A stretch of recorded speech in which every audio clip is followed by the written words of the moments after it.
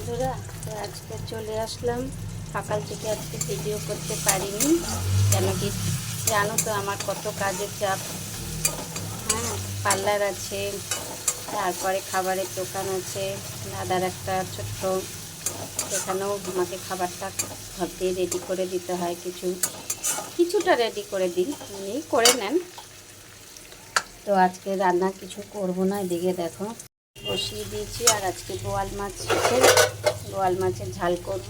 ওই মধ্যে পেঁয়াজ আদা রসুন একটু পেস্ট বেটে ফ্রাই করে নিয়েছি, আর সর্ষে বাটা দিয়ে করবো। আসলে একটু তো সেরকম কিছু দিতে হয় না, হলুদ দিয়ে দিলাম।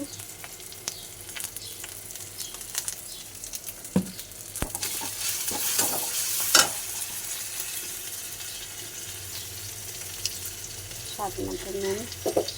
সর্ষে বাটা আমি খুব একটা কমই খাই, আর খেলে একটু পেঁয়াজ আদা রসুন দিয়ে এইভাবেই করি, খেতে ভালো লাগে। এবার দিয়ে দেবো সর্ষে বাটাটা।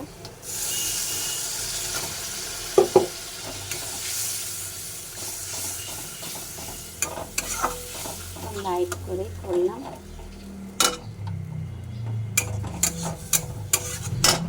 সর্ষে বাটা দিয়ে অনেকেই আছে ফোটায় না, আমি একটুখানি ফুটিয়ে নেব একটুখানি, তারপরে মাছগুলোকে দিয়ে দেবো।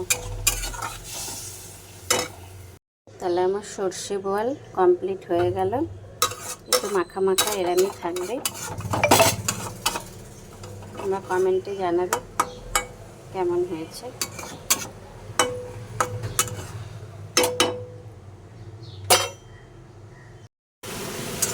দেখো কচুরলতি বানাচ্ছি চিকেন।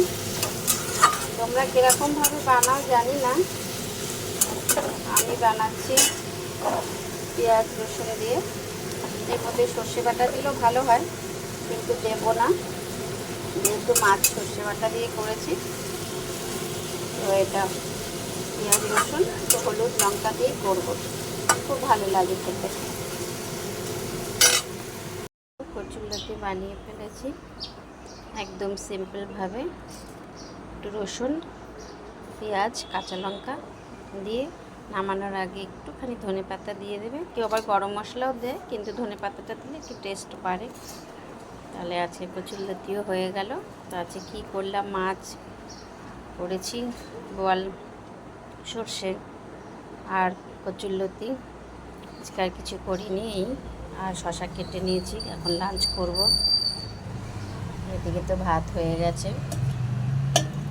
আর দোকানের জন্য ঘুগনি বানিয়ে নিয়েছি। তো আজকে আমাদের দুপুরের লাঞ্চ এই দিয়ে সারবো, তোমাদের শেয়ার করলাম।